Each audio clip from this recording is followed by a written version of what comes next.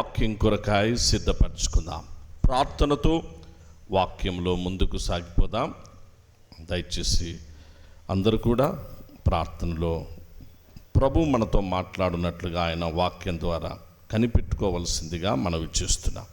అలాగే వాక్య పరిచర్య కొరకు ప్రార్థన మన మధ్యలో సహోదరి అరుణ కుమారి గారు ప్రార్థన చేయవలసిందిగా కోరుతున్నాం. సహోదరి అరుణ కుమారి గారు ఏకీభవించవలసిందిగా మనవి చేస్తున్నాను. స్తోత్రం నాయనా, హల్లెలూయా. స్తోత్రం తండ్రి, అత్యున్నత సింహాసనాసీనుడు, భూమి ఆకాశమును సృజించిన గొప్ప దేవ, వందనాలు నాయనా. స్తోత్రం తండ్రి, స్తోత్రం నాయనా.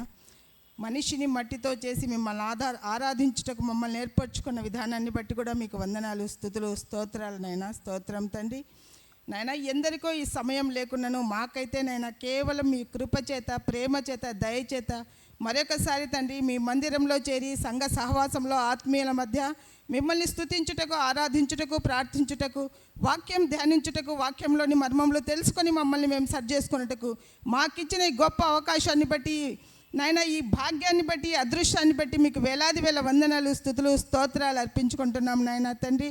ఇక్కడ చేరిన ప్రతి బిడ్డను పేరు పేరున ఆశీర్వదించి బలపరచుం నాయన తండ్రి. వాక్యం వినువారమై ఉండి మమ్మల్ని మేము మోసపుచ్చుకొనకుండా నాయన తండ్రి వాక్యం ద్వారా అంగీకరించి వాక్యం ద్వారా లోకంలో నడుచుకునేటకు సహాయం చేయండి నాయన.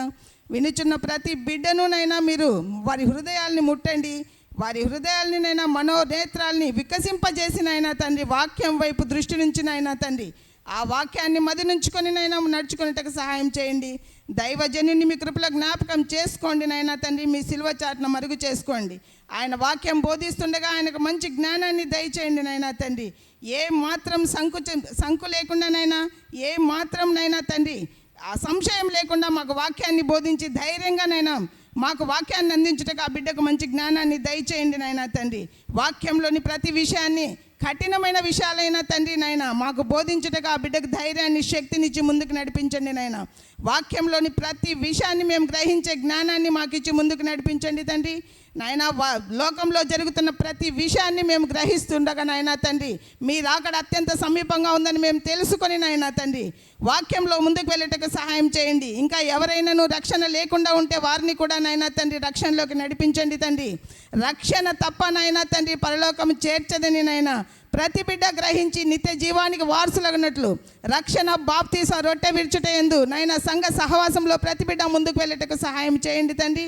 ముందున్న సమయంలో వాక్యం బోధిస్తుండగా నైనా తండ్రి ఆ వాక్యాన్ని మేము విని నైనా వాక్యం ద్వారా మమ్మల్ని మేము సరి చేసుకుని లోకంలో ముందుకు వెళ్ళేటకు సహాయము చేయమని, ఇక్కడ చేరిన ప్రతి బిడ్డను వారి కుటుంబాన్ని మరొకసారి మీ కృపలో జ్ఞాపకం చేసుకోమని నాయనా అత్యున్నత సింహాసనాసీనుడైన యేసు క్రీస్తు ప్రభుల వారి అతి పుణ్య పరిశుద్ధ గంభీర ఘనమైన నామమును బట్టి నన్ను నేను తగ్గించుకుంటూ మీ నామమును ఘనపరుస్తూ హెచ్చిస్తూ ఎంతో వినయంతో ప్రార్థించి అడిగి వేడుకొని పొంది నాము తండ్రి. ఆమేన్. గాడ్ బ్లెస్ యు మా. God bless you. పరిశుద్ధ గ్రంథము నుండి ప్రియులరా దయచేసి అందరూ కూడా ఈ దినపు మన టెక్స్ట్ బైబిల్ దేవుని వాక్యాన్ని తెరచి కొన్ని మాటలు చదువుకొని అందరం కూడా వాక్యంలోనికి ప్రవేశిద్దాం. ఆదికాండము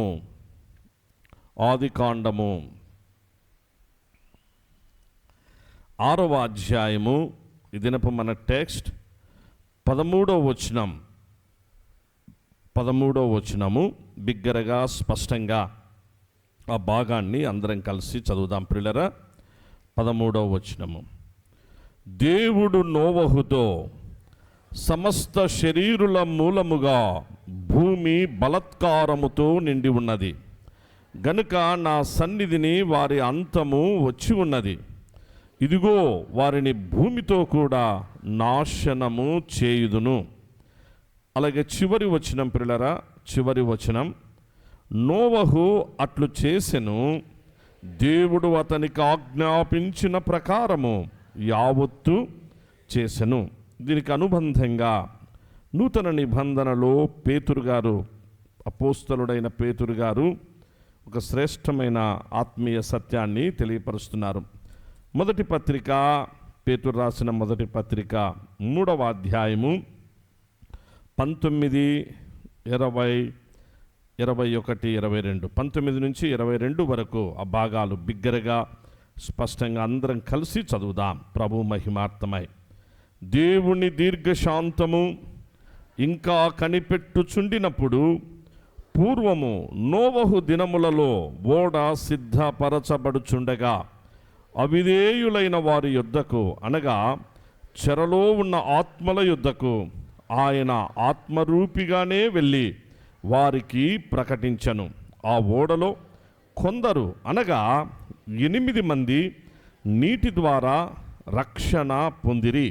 దానికి సాదృశ్యమైన బాప్తిస్మము ఇప్పుడు మిమ్మును రక్షించుచున్నది.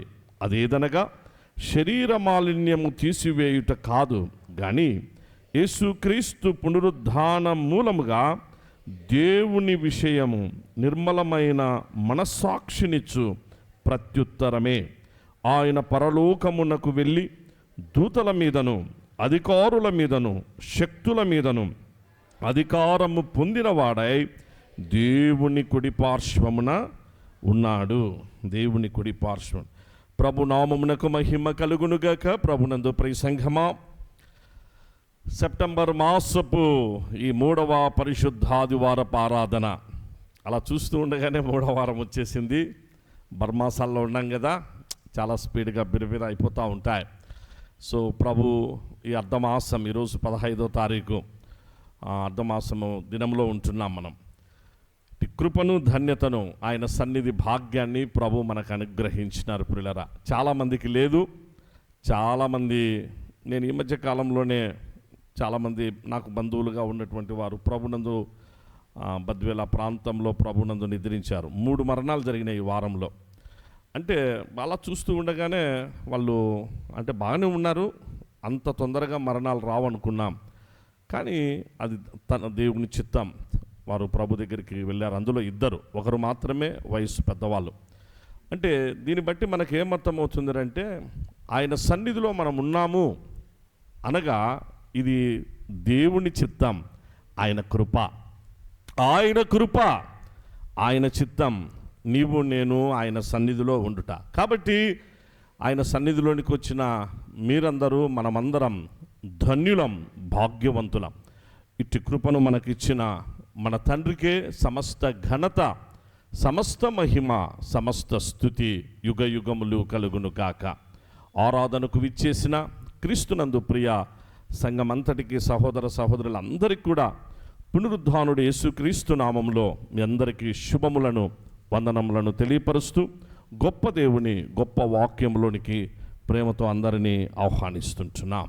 దయచేసి బయట ఉన్నటువంటి సహోదర సహోదరులు ఒకవేళ ఎవరైనా సరే అందరూ కూడా దయచేసి లోపలికి వచ్చి లోపల మీ స్థానాల్లో ఆసీనులు కావాలని కోరుతున్నాం. చర్చికి వచ్చినప్పుడు చర్చి లోపల కూర్చోవాలి, చర్చి బయట కాదు ఉండాల్సింది. చర్చి బయట కూర్చొని చర్చి బయట నుంచి అలాగే పోవడం అనేది అది మంచిది కాదు, క్రమం కాదు. ఒకరు కూర్చుంటే ఇంకొక వాళ్ళకు ఇంకా 1 2 తోడవుతారు. ఇంకేముండదు, వాక్యం ఉండదు, ఏముండదు. అపవాది ఇంకొక రకంగా తీసుకెళ్తా అంటాడు. కాబట్టి దయచేసి అందరూ కూడా దేవుని మందిరానికి వచ్చే లోపల దేవుని మందిరంలో ఉండాలా, లేకపోతే రాకుండా ఉండాలా. రాకుండా ఉంటే అదేనా క్షేమం. వచ్చిన తర్వాత దేవుని ఆలయంలో కూర్చోవడం ఆశీర్వాదం. అది కాకుండా ఇది కాకుండా ఉంటే దేవుని ఉగ్రతకు పాలవుతాం. జాగ్రత్త, దేవుని మాట ఇది. కాబట్టి దయచేసి అందరం కూడా దేవుని సన్నిధిలో భయభక్తులతో ప్రార్థనలో దేవుని వాక్యాన్ని మీరందరూ ఆలకించాలని మనవి చేస్తున్నాం. Okay, right. నోవహును గురించిన విషయాలు ప్రియులరా, మనందరికీ బాగా సుపరిచితమైనటువంటి వ్యక్తి, సుపరిచితమైన కుటుంబం, సుపరిచితమైనటువంటి లేఖన భాగం, టెక్స్ట్ ఇది. చిన్నప్పుడు సండే స్కూల్ నుంచి కూడా ఇది ఏంటి ఎట్లా అనేటువంటిది నోవహును గురించి మనం చాలా పాటలు కూడా నేర్చుకొని ఉంటాం. నోవహు పైన సండే స్కూల్లో పాటలు కూడా మనము నేర్చుకొని ఉంటాం, సండే స్కూల్కి వెళ్ళాం. కాబట్టి నోవహు జీవితంలో దేవుడు చేసిన, అనగా దేవుని ప్రేమ, అనగా దేవుడు ప్రేమించినటువంటి కుటుంబం. మనము దేవుని ప్రేమను గురించి ధ్యానం చేస్తూ వస్తున్నాం ప్రియులరా. గత వారాలుగా దేవుని ప్రేమ సృష్టి ద్వారా, దేవుని ప్రేమ ఆయా వస్తువుల ద్వారా ఎలా అనగా విశదపరచబడుతూ వస్తున్నదో వాటిని గురించిన కొన్ని ధ్యానాలు చేసుకున్నాం. ఇప్పుడు దేవుని ప్రేమను పొందిన కుటుంబం, అలాగే దేవుని ప్రేమించినటువంటి కుటుంబం, దేవుని ప్రేమను పొందిన కుటుంబమే కాదు, దేవుని ప్రేమించిన కుటుంబంగా ఒక కుటుంబం అనగా నోవహు కుటుంబంలోని అందరూ ఎలా ఉన్నారో కొన్ని వినూత్నమైన రీతిలో కొన్ని శ్రేష్టమైన ఆత్మీయ సత్యాలు ప్రభు ఆత్మ బలపరిచిన కొలది మనము తెలుసుకొని అలాగూ మనమందరం కూడా మన కుటుంబాలను ఆచరణలోనికి తెచ్చుకునేదానికి సిద్ధపడుదాము గాక. ఎందుకనగా నోవహు విషయానికి వచ్చేటప్పటికి నోవహును గురించినటువంటిది బైబిల్ పండితులు ఏమంటారంటే పిల్లరా, ఆది దంపతులు మనకు ఇద్దరున్నారంట. ఆది దంపతులు ఇద్దరు కరెక్టే, మనకు ఆది దంపతులు. కానీ జంటగా ఉండేటువంటి వారు ఇద్దరు జంటలు అంటారు. ఎందుకంటే జలప్రళయానికి ముందు, జలప్రళయం తరువాత, జలప్రళయానికి ముందు సృష్టి ప్రారంభంలో ఆదాము హవ్వ మనందరికీ తెలుసు. ఇంక దీని గురించి మళ్ళీ ప్రత్యేకంగా మాట్లాడుకోవాల్సిన అవసరం లేదు, బాగా గుర్తుపెట్టుకోండి. మధ్యలో భూమి బలాత్కారంతో నింపబడింది. ఇప్పుడు అదే చదువుకున్నాం. భూమి దేవుని శిక్షకు ఇంకా రెడీ అయిపోయింది. భూమి మీదనున్న దేవుని పిల్లలైనటువంటి మానవులు అలాగూ వారి ప్రవర్తన ద్వారా బాగా చెడిపోయినారు. ఎంతగా చెడిపోయినారంటే చెప్పి చెప్పి చెప్పి విసుగొచ్చి, ఇంకా ఒక మాట చదవండి నిన్న 6వ అధ్యాయము, అంటే అది నేను అనడం కంటే దేవుని వాక్యంలో దేవుడే వారిని గురించి అనగా మానవుని యొక్క నైజం, మానవుని ప్రవర్తన ఎలా ఉంటుంది. 6వ అధ్యాయము 7వ వచనం. అప్పుడు యెహోవా, నేను సృజించిన నరులను 5 నుంచి చదవండి మా ప్లీజ్.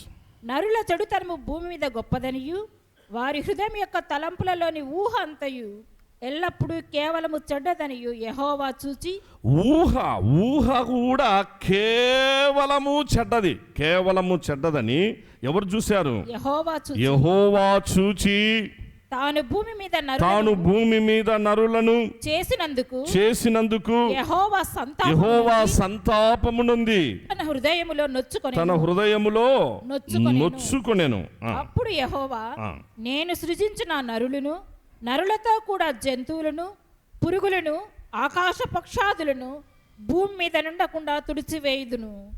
ఏలయనగా నేను వారిని సృష్టించినందుకు సంతాపము నొంది ఉన్నాను. రైట్. అయితే నోవహు యెహోవా దృష్టియందు కృప పొందినవాడాయెను. యెహోవా సృష్టిలో, దేవుని సృష్టిలో ప్రియులరా బాగా గుర్తుపెట్టుకోవాలి, దేవుని సృష్టిలో మానవులందరూ చెడిపోయినారు. అనగా జంతువులు చెడిపోయినాయని దేవుడు చెప్పడంలే, పక్షులు చెడిపోయినాయని దేవుడు చెప్పడం లేదు ప్రియులరా. అలాగూ సమస్త పురుగులు, భూమి మీద ప్రాకే పురుగులు చెడిపోయినాయని చెప్పడంలే, సముద్ర జలచరాలు చెడిపోయినాయని దేవుడు చెప్పడంలే. చెడపగొట్టినారు సముద్ర జలచరాలతో సహా, అన్నిటినీ జడపగొట్టినాడు. ప్రకృతిని వికృతిగా మార్చేసినాడు మానవుడు. అలాగూ భయంకరమైనటువంటి పాపం, మామూలు పాపాలు కాదు చేసినటువంటిది. ఎటువంటి పాపాలంటే అప్పుడు ఆ కాలంలోనే 6వ అధ్యాయంలో మనం అక్కడే చూస్తూ ఉంటున్నాం. భయంకరమైన పాపాలు అవి చెప్పుకున్న దానికి, ఇక్కడి నుంచి మాట్లాడడానికి కూడా అసహ్యంతో కూడినటువంటి భయంకరమైన పాపాలు. అటువంటి భయంకరమైన పాపాలు చేసినటువంటి మానవాళి. దేవుని సృష్టిలో అందరి పరిస్థితి ఆ విధంగా ఉంది. ఆయన చూసినాడు. ఆయన చూస్తే ఎవ్వరు అలా చూసినప్పుడు ఆయన సృష్టిలో ఎవరూ లేరు ప్రియులరా. అయితే ఆయన దృష్టి ఒక వ్యక్తి మీద పడింది. ఆ వ్యక్తి చూస్తే చాలా మంచిగా ఉన్నాడు. దేవుని దృష్టిలో ఒక వ్యక్తి చాలా మంచిగా నిందారహితుడుగా అతని గురించి ఏం రాయబడింది? ఒక్క మాట 9వ వచనం చదవండి అన్న. నోవహు వంశావళి ఇదే. నోవహు నీతిపరుడు మొట్టమొదటిది. తన తరములో నిందారహితుడు రెండవది. నోవహు దేవునితో కూడా అతను దేవునితో కూడా నడిచినవాడు. చూసినారా? దేవునితో నడిచిన, నిందారహితుడుగా ఉన్న, అలాగూ నీతిమంతుడుగా ఉన్నటువంటి నోవహు అనే మాటకు అర్థం ఏంటంటే ప్రియులారా, నెమ్మది అని అర్థం. నోవహు అంటే అర్థం ఏంటంటే నెమ్మది. తన పేరుకు తగినట్లుగా చాలా నెమ్మది అయినటువంటి వ్యక్తి. మనకు చాలాసార్లు పేర్లు అమ్మ నాన్న మంచి ఉద్దేశంతో పేర్లు పెడతారు. పేర్లు పెడితే ఆ పేరుకు తగినట్టుగా ఎవరో ఉండం, చాలామంది ఉండం. వాళ్ళకు ఎట్లుంటుంది అంటే పేరు ఒక రకంగా శాంతమ్మ, ఉదాహరణకు శాంతి, ప్రశాంతి, చాలా మంచి పేర్లు కదా. ప్రశాంతి అన్నా, శాంతి అన్నా, ఇలాంటివన్నీ కూడా మంచి పేరు. కానీ వాళ్ళ జీవితాల్లో ఆ ప్రశాంతత వాళ్ళు ఉండరు, వాళ్ళు శాంతంగా ఉండరు, ఇతరులను శాంతంగా ఇంట్లో వాళ్ళను ఉండనీయరు కూడా, ఇంట్లో వాళ్ళను కూడా ఉండనీయరు. అంటే ప్రవర్తన ద్వారా, వాళ్ళ నైజం ద్వారా అట్లా ఉండిపోతుంది. ఇక్కడ నోవహు పరిస్థితి, వాళ్ళ నాయన చాలా మంచి పేరు పెట్టినాడు. ఎందుకంటే ఒక్కసారి ఆ 5వ అధ్యాయంలో మనం చూస్తే, టైం లేదు, జస్ట్ నేను మీకు మామూలుగా చెప్తున్నప్పుడు, వాళ్ళ నాన్న పేరు లెమెకు, అనగా నోవహు వాళ్ళ నాయన పేరు లెమెకు. లెమెకు వాళ్ళ నాయన పేరు మెతూషెల. లెమెకు వాళ్ళ నాన్న పేరు మెతూషెల. అనగా ప్రపంచములో అనేక సంవత్సరాలు ఎక్కువగా జీవించినటువంటి వ్యక్తి ఎవరు అని చెప్పేసానంటే మెతూషెల. ఎవరి కొడుకు? మెతూషెల అంటే హనోకు కొడుకు. హనోకు మెతూషెలను కన్న తర్వాతనే తన జీవితాన్ని మార్చుకున్నాడు. బాగా గుర్తుపెట్టుకోండి ప్రియులారా. హనోకు 65 ఏండ్లు జీవించి తనకు దేవుడు ఒక కుమారుణ్ణిస్తే ఆ కుమారునికి మెట్ ఈ సొలాహ్ అని పేరు పెట్టుకున్నాడు. మెట్ ఈ సొలాహ్ అనేటువంటి మాటకు అర్థం ఏంటంటే 2 ఉంటాయి. ఒకటి బల్లెము అని చెప్పేసని ఒక అర్థంలో, కానీ అది కాదు. కానీ హీబ్రూ లాంగ్వేజ్లో సెమిటిక్ అలా తీసుకుంటూ వచ్చినప్పుడు 2వ అర్థము అది కరెక్ట్గా చెప్పినారు పెద్దలు. అదేంటంటే after I die waters come అని అర్థం అన్నమాట. నేను చచ్చిపోతాను, నేను చచ్చిపోయిన తరువాత నీళ్ళు వస్తాయి అనేటువంటిది ఆ మాటకు అర్థం. మరి ఆ మహానుభావుడు హనోకు కొడుకు ఆ పేరు పెట్టుకున్నాడు.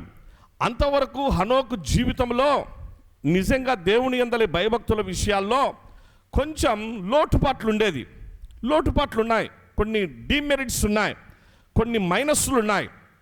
అవి అలాగూ హనోక్ జీవితంలో ఉండేది. కొడుకును దేవుడిచ్చిన తర్వాత, కొడుకు పుట్టిన తర్వాత దేవుడు కుటుంబ జీవితాన్ని ఇచ్చినప్పుడు హనోకు మారిపోయినాడు. ప్రియులారా, ఎంతగా మారిపోయినాడంటే, ఇప్పుడు చెప్పాను కదా, పేరు పెట్టుకుంటే ఆ పేరును బట్టి కొడుకును చాలా జాగ్రత్తగా పెంచుకున్నాడు. ఎంత జాగ్రత్తగా దేవుని యందలి భయభక్తుల్లో పెంచుకున్నాడంటే, హనోకు భార్య ఆ మహాతల్లి చాలా గొప్పది. ఆయనకు కొడుకులు కూతురులు మళ్ళా పుట్టినారు. తర్వాత 365 సంవత్సరాలు జీవించినాడు. ఆ తర్వాత దేవునితో నడుస్తూ మరణం రుచి చూడకుండా, చావు అనేది లేకుండా, అలాగే దేవుని సన్నిధానంలోనికి కొనిపోబడినటువంటి ఫ్యామిలీ కలిగి కుటుంబ జీవితాన్ని కలిగి దేవుని సన్నిధిలోనికి మరణము రుచి చూడకుండా వెళ్ళిన గొప్ప విశ్వాస వీరుడు హనోక్ గారు. కారణం, దేవుడు కుటుంబం పిల్లల్నిస్తే పిల్లలను బట్టి అలాగూ తన ప్రవర్తనను మార్చుకున్నటువంటి మంచి తండ్రి హనోక్. ప్రియులారా, అలాంటి హనోకుకు కొడుకు మెతూషెల, ఆ మెతూషెలకు లెమెక్కు, ఆ లెమెక్కుకు నోవహు పుడితే ఆ తండ్రి ఏం పేరు పెట్టుకున్నారంటే, ఎక్కడా నెమ్మది లేదు, చుట్టూ సమస్యలే ఉన్నాయి, అంతా ఇబ్బందే, ఏందో ఊరికి బ్రతుకుతున్నామంటే బ్రతుకుతున్నాం, ఉంటున్నాం, ఏదో సంవత్సరాలు గడిచిపోతున్నాయంటే గడిచిపోతుంది. నెమ్మది లేని ఈ బ్రతుకు, ఏమాత్రం ప్రశాంతత లేని జీవితంలో, ఇదిగో దేవుడు నాకు ఒక కొడుకునిచ్చినాడు, వీడు చూస్తే చాలా మంచిగా కనిపిస్తున్నాడు, వీనికి నోవహు అని పేరు పెట్టుకుంటాను అనగా, నోవహు అనగా నెమ్మది అని. వీని ద్వారా దేవుడు నాకు కానీ నా కుటుంబానికి కానీ, లేకపోతే ఈ భూమి మీద నివసించేటువంటి వారికి నెమ్మది కలగచేయాలి అన్న ఒక సదుద్దేశంతో నోవహు అని పేరు పెట్టుకున్నాడు. ప్రియులారా, ఇది జరిగినటువంటి విషయం. ఆ కాలంలో అందరూ ఎక్కువ సంవత్సరాలు 700, 800, 900, 900 అలా జీవిస్తూ ఉండేవాళ్ళు, మనకు తెలుసు. ఇది జలప్రళయానికి ముందటి మాట. జలప్రళయానికి ముందు ఎందుకు అది అని అంటే, అప్పుడు ఇవన్నీ లేవు. అప్పుడు ఈ ప్రకృతిలో ఈ యొక్క భయంకరమైనటువంటి అనగా ఈ కలుషితము ఇవన్నీ కూడా లేవు గనక జియోగ్రఫికల్గాను క్లైమాటికల్గాను ఆ యొక్క కండిషన్స్ అన్నీ కూడా వేరుగా ఉండేటువంటివి. కాబట్టి నరుని ఆయుష్ దేవుడు దాదాపు 1000 సంవత్సరాల వరకు చేస్తూ వచ్చినాడు. ఆఫ్టర్ ప్రళయం అనగా జల ప్రళయం తరువాత నరుని ఆయుష్ 120 సంవత్సరాలకు పడిపోయింది. 120కి పడిపోయింది, దేవుడే చెప్పినాడు. ఆ తర్వాత దావీదు కాలం నాటికి 80 సంవత్సరాలకు పడిపోయింది. ఇది గ్రాడ్యువల్గా తగ్గిపోతూ వచ్చింది. మరి ఈరోజు కనీసం 80 ఏళ్ళు బతుకుదామంటే 80 ఏళ్ళు బ్రతికితే చాలా సంతోషమే. కొంతమంది మహానుభావులు మన సంఘంలో కూడా పెద్దలు ఉన్నారు, 80 సంవత్సరాలు పైబడి అలా ఉన్నారు. అనగా అధిక బలము కలిగినటువంటి పెద్దలు, అధిక బలం, వారికి నిజంగా చాలా ప్రత్యేకంగా వందనాలు. వారికి ఎంతో గౌరవాన్ని చూపించాం. 80 సంవత్సరాలు పైబడి జీవించాం. మనము 80 కోసం ఆరాటపడుతున్నాం, ఎట్నో ఒకట బ్రతకాలి, కొంచెం బ్రతకాలి, ఇంకొన్ని సంవత్సరాలు బ్రతకాలని బ్రతకడానికి ఆరాటపడుతున్నాం. మేమైతే నిజంగా ఆరాటపడుతున్నాం పిల్లరా. ఒకవేళ మీకు అది లేదేమో కానీ ఇంట్లో మాకు ఏర్పడిన పరిస్థితులను బట్టి అలాగూ సమస్య దగ్గరికి వస్తే, మరణం అనేది దగ్గరికి వస్తూ ఉంటే అర్థమైనప్పుడు ఓహో మరణం దగ్గరికి వచ్చింది. ఆ సమయంలో కన్నీళ్లు విడిచి ప్రభువా మరణం దగ్గరికి వస్తుంది, నీ కృప కావాలి. 3 times దేవుడు ఇప్పుడు అలా కాపాడుతూ వచ్చినాడు. ఈ నెల కాలంలోనే 3 times మరణం అనేటువంటిది దగ్గరికి వచ్చి టచ్ అయిపోయి, అలా ప్రార్థనను బట్టి, మీ అందరి ప్రార్థనను బట్టి, కన్నీటిని బట్టి, కుటుంబ ప్రార్థనను బట్టి అవి దూరం అయిపోతూ వస్తున్నాయి. అంటే ఇంకొంచెం బ్రతకాలి ప్రభా, ఒక ఆరాటం. ఎందుకోసం అంటే కొన్ని సమస్యలు ఉన్నాయి, అవి సమస్యలు పరిష్కరించబడాలి. కొన్ని ఉన్నాయి, వాటిని తీర్చుకోవాలి. అంతేగాని ఏదో ఇంకొక 20 ఏండ్లు, 50 ఏండ్లు బ్రతికి ఏదో చేయాలనేటువంటిది కాదు. ఇంకొన్ని సంవత్సరాలైనా అంటే బ్రతకడానికి ఒక ఆరాటం, అలాంటి ప్రార్థన ప్రియులారా. సో ఇక్కడ మనం చూస్తే జలప్రళయం తరువాత జరిగినటువంటి మనిషి యొక్క ఆయుష్ తగ్గిపోవడం, ఇది అందరూ గుర్తుపెట్టుకోవాలి. సైంటిఫిక్గా జరిగినటువంటి గొప్ప విషయాన్ని అందరూ గుర్తుపెట్టుకోవాలని మనవి చేస్తూ ఉన్నాం. ఓకే, మనము నోవహు దగ్గరికి వస్తాం పిల్లరా. నోవహు విషయానికి వచ్చినప్పుడు దేవుని సృష్టిలో అంతా చెడిపోతే ఆయన దృష్టిలో ఒకే ఒక వ్యక్తి నోవహు. ఇప్పుడు నోవహు భార్య దగ్గరికి దేవుడు వచ్చి మాట్లాడినాడా, నోవహు పిల్లలతో దేవుడు మాట్లాడినాడా అని చెప్పేసి చూస్తే మనకు బైబిల్లో కనపరాదు. నోవహుకి ఎంతమంది పిల్లలు పుట్టినారు పిల్లరా? ఎంతమంది పిల్లలు? సో నోవహు జలప్రళయానికి ముందే పుట్టినారు వీళ్ళు, గుర్తుపెట్టుకోండి. జలప్రళయానికి ముందు వీళ్ళు షేము, హాము, యాపేతు అనేటువంటి ముగ్గురు కొడుకులు పుట్టినారు. ఈ ముగ్గురు జలప్రళయం తరువాత వాళ్ళు ఉన్నారు, వారి సంతానం. అందుకే ఆది దంపతులు అనేటువంటి దాంట్లో జలప్రళయం తర్వాత నెక్స్ట్ ఏ జంటను అనుకుంటారంటే నోవహు భార్యని అనుకుంటారు. ఎందుకో పరిశుద్ధాత్మ దేవుడు నోవహు భార్యను గురించి పేరు రాయించలే. కానీ ఆ తల్లి నిజంగా చాలా నీతిమంతురాలని వాక్యం ద్వారా మనం అర్థం చేసుకోవచ్చు. నోవహు కుటుంబం చాలా మంచి కుటుంబమని, చాలా శ్రేష్టమైన కుటుంబమని మనము అర్థం చేసుకోవచ్చు. దాన్ని కొంచెం ధ్యానం చేసుకుందాం పిల్లరా. పరిశుద్ధాత్మదేవుడు నోవహు కొడుకుల పేర్లే రాయించినాడు. యోబు ఉన్నాడు, యోబు భార్య పేరు రాయించలే. లోతు ఉన్నాడు, లోతు భార్య పేరు దేవుడు రాయించలే. కొంతమంది వాళ్ళ యొక్క భార్యల పేర్లు కూడా పరిశుద్ధాత్మదేవుడు రాయించినాడు. దానికి కారణాలు ఉంటాయి. సరే, ఏది ఏమైనా ఇంకొకసారి బైబిల్ స్టడీలో దాంట్లో గురించినటువంటి ధ్యానం చేసుకుందాం. ఇప్పుడు దేవుడు నోవహును పిలిచి ఏమన్నాడంటే, ఒక ఓడ తయారు చేసుకోనైనా అన్నాడు. చెప్పినాడు కూడా, నేను మొత్తం అందరినీ అవుట్ చేస్తాడా, ఎవరిని నేను స్పేర్ చేయను, చాలా క్లియర్గా చెప్పినాడు. దయచేసి మాట బాగా గుర్తుపెట్టుకోవాలి పిల్లరా. ఎందుకోసమంటే ఇది ఆనాడు జరిగినటువంటి విషయము, ఆనాడు జరిగింది, వాళ్ళకే పరిమితం, వాళ్ళకే ఈ మాటలు అప్లికబుల్ కాదు నైనా. పేతురు మహాశయుడు తన పత్రికలో నోవహు గారిని గురించి ప్రస్తాపన చేస్తాడు. 2 పత్రికల్లో ప్రస్తాపన చేసినాడు. మొదటి పత్రికలో ప్రస్తాపన, 2వ పత్రికలో కూడా ప్రస్తాపన చేసినాడు. సేమ్ 3వ అధ్యాయంలోనే. మొదటి పత్రిక 3వ అధ్యాయము, 2వ పత్రిక 3వ అధ్యాయంలో సేమ్ అదే ప్రస్తాపన. గుర్తుపెట్టుకోవాలి. ఆ ప్రస్తాపన చేసేటప్పుడు దేవుని రాకడ ఖచ్చితంగా ఉంటుంది. ఆ రాకడకు ఇదిగో నోవహు కుటుంబాన్ని పరిశుద్ధాత్మ ప్రేరణతో పేతురు గారు ఆ కుటుంబాన్నే ప్రస్తాపన చేసినారు. ఇది గుర్తుపెట్టుకోవాలి. అందుకే ఈరోజు మనం ధ్యానం చేస్తున్నామే, ఈరోజు ఆ కుటుంబాన్ని గురించి మనం ఆలోచన చేస్తున్నామే, మన జీవితానికి దీన్ని అప్లికబుల్ చేసుకోవాలి. కారణం ఏంటంటే వెరీ షార్ట్లీ ప్రియులరా, నేను ఐ రిపీట్, దేవుని మహిమార్థమై దేవుని వాక్యాన్ని బట్టి ధైర్యంగా దేవుని వాక్యాన్ని బట్టి వెరీ షార్ట్లీ భూమి ఆకాశాలు అవుట్ అయిపోతున్నాయి. భూమి ఆకాశాలు మొత్తం మనకు కనిపించే ఆకాశం, పైన కనిపించే ఆకాశం, మనం ఉంటున్నటువంటి భూమి, అనంతపురం అవుట్, ఆంధ్రప్రదేశ్ అవుట్, మన భారతదేశం out, America out, Australia out, ప్రపంచ దేశాలు మొత్తం భూమి ఆకాశాలు అవుట్. ఏంటి పాస్టర్ గారు ఇలా చెప్తున్నారు, ఏంటి దానికి ఏమన్నా ఆధారం ఉందా? నన్ను చదవండి అన్న. పేతురు గారు అదే మాట ఇదే నోవహు కుటుంబాన్ని గురించి ప్రస్తాపన చేస్తూ పరిశుద్ధాత్మ ప్రేరణతో రాసిన మాట. అందరూ చదవాలి. అందుకే ఈరోజు నోవహు కుటుంబాన్ని గురించి మాట్లాడుకుంటున్నామంటే నువ్వు నేనే, ఆయన భార్యను గురించి ఆయన పిల్లల గురించి మాట్లాడుకుంటున్నామంటే నీ కుటుంబం నా కుటుంబం ఎట్టుందో తెలుసుకోవాలి. ఇప్పుడు తెలుసుకొని జాగ్రత్త పడడానికే దేవుడు మనకి తరుణం, ఈ అవకాశం ఇచ్చినాడు. అందుకే దీన్ని ధ్యానం చేయాలని నేను మీకు సవినయంగా మనవి చేస్తున్నా.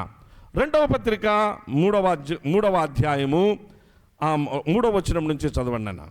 3వ వచనం. అంత్యదినములలో అపహాసకులు అపహసించుచు వచ్చి తమ స్వకీయ దురాశల చొప్పున. అంత్యదినములలో అపహాసకులు అపహసించుచు వచ్చి, అపహాసకులు ఎట్టుంటారంటే చదవండి అన్న. తమ స్వకీయ దురాశల చొప్పున నడుచుకొనుచు ఆయన రాకడను గూర్చిన వాగ్దానం ఏమాయేను? ఆయన రాకడను గూర్చిన వాగ్దానం ఏమైంది? పితరులు నిద్రించినది మొదలుకొని సమస్తమును సృష్టి ఆరంభమున నున్నట్టే నిలిచి ఉన్నదే అని చెప్పుదురని మొదట మీరు తెలుసుకొనవలెను. ఏలైనగా పూర్వం నుండి ఆకాశముండననియు నీళ్లలో నుండి నీళ్ల వలన సమకూర్చబడిన భూమియు దేవుని వాక్యం వలన కలిగిననియు వారు బుద్ధిపూర్వకంగా మరతురు.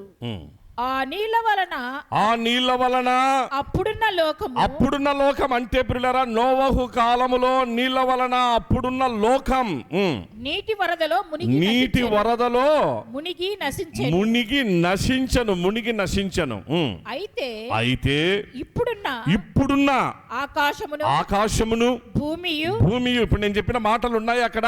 ఆకాశము భూమియు భక్తిహీనుల తీర్పును నాశనమును జరుగు దినము వరకు అగ్ని కొరకు. దేనికోసం ప్రియులారా? దేనికోసం? ఈసారి వానలు లేంగా, ఈసారి ఏదో వర్షాలు కాదు.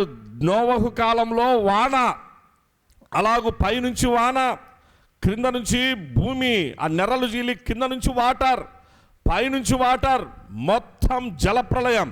ఈసారి అగ్ని ప్రళయం. ఈ జరగబోయేటువంటిది అగ్ని ప్రళయం, జలప్రళయం కాదు సుమా. అగ్ని ప్రళయం జరుగుతుంది.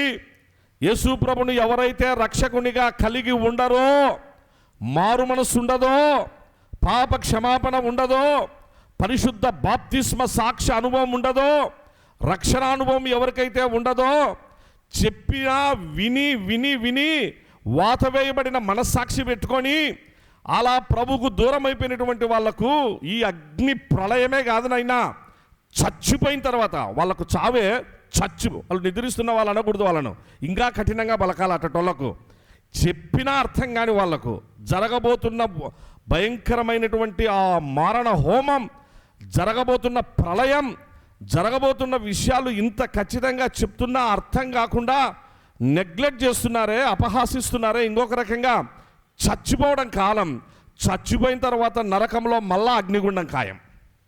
ఎంతవరకు అంటే యుగ యుగములు ఖాయం, యుగ యుగములు ఖాయం పిల్లరా, ఇది గ్యారంటీ.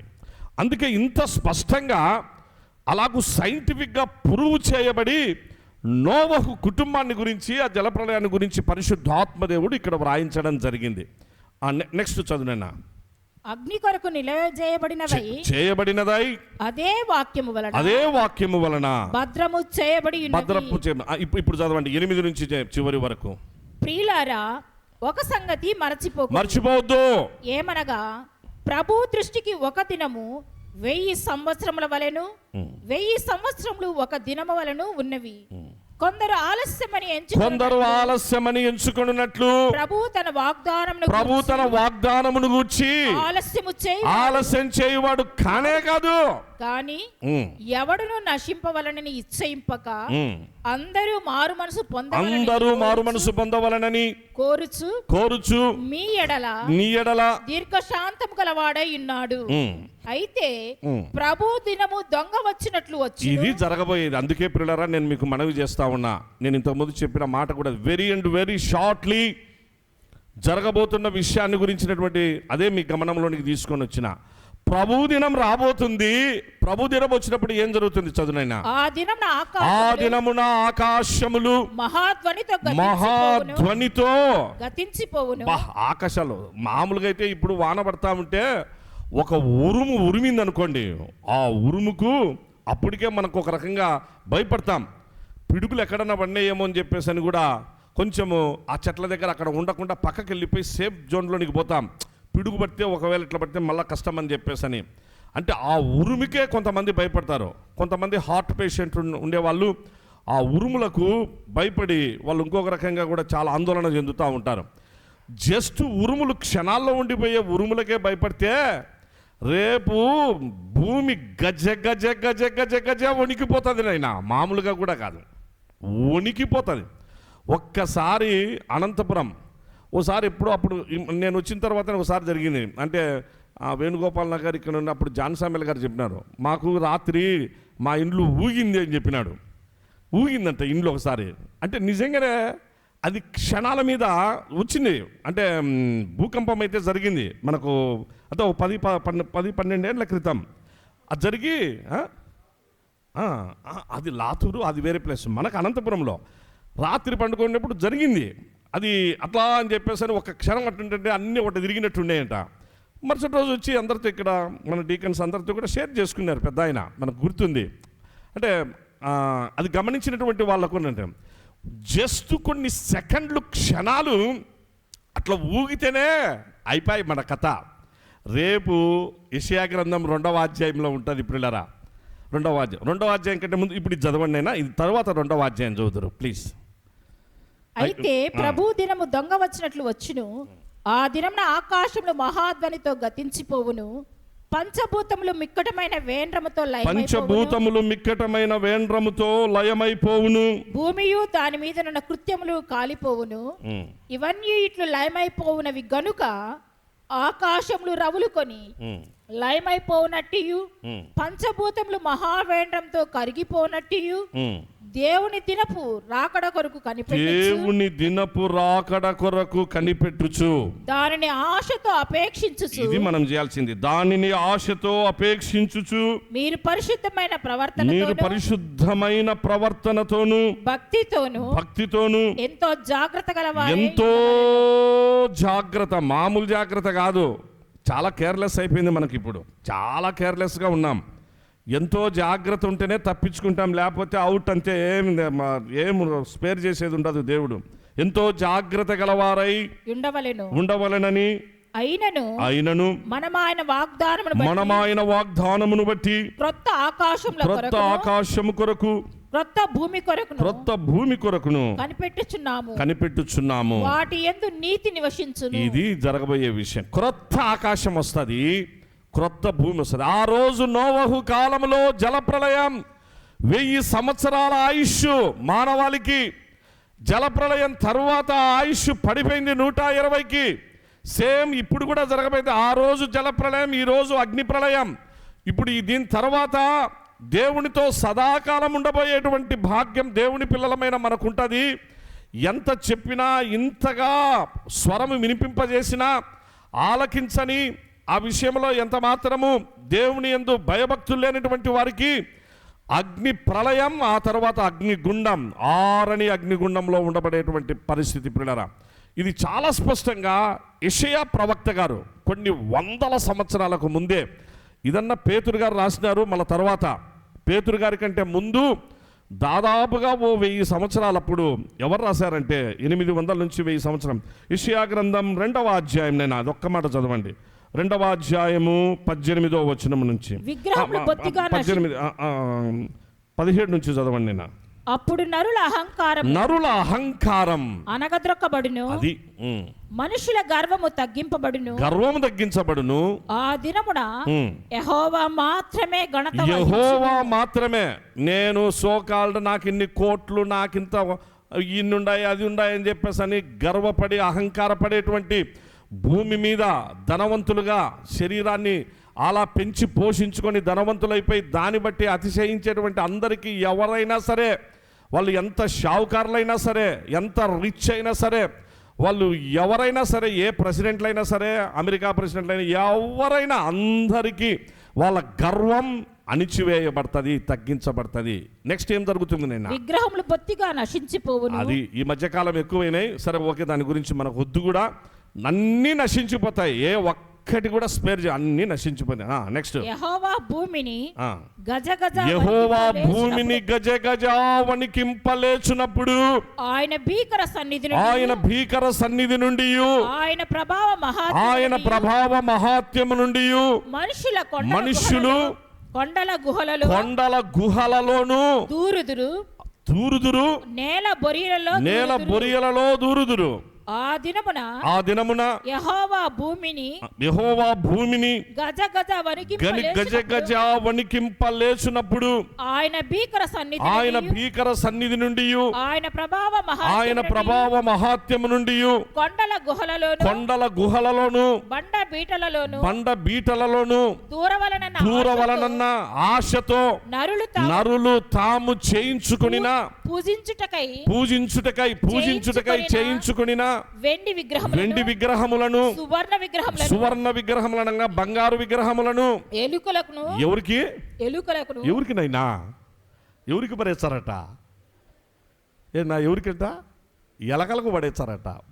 ఎలుకలంటే ఇంకోటి, నేనైతే ఎలకలు అంటాను. దేనికి పడేస్తారు? అందులో బంగారు విగ్రహాలు, వెండి విగ్రహాలు ఎలకలకు పడేస్తారు. పడేసి నెక్స్ట్ ఏం జరుగుతుంది? నేను గబ్బీలాలకు పారవేస్తారు. ఎలుకలకు గబ్బీలాలకు పారవేసి తన నాసికారంధ్రములలో ప్రాణము కలిగిన నరుని లక్ష్య పెట్టకము. అది అంటే ప్రియులరా, దయచేసి గుర్తు, నరుని లక్ష్య పెట్టగాకు. మనుషుల వైపు చూసి ఎందుకు నాశనం కావద్దు.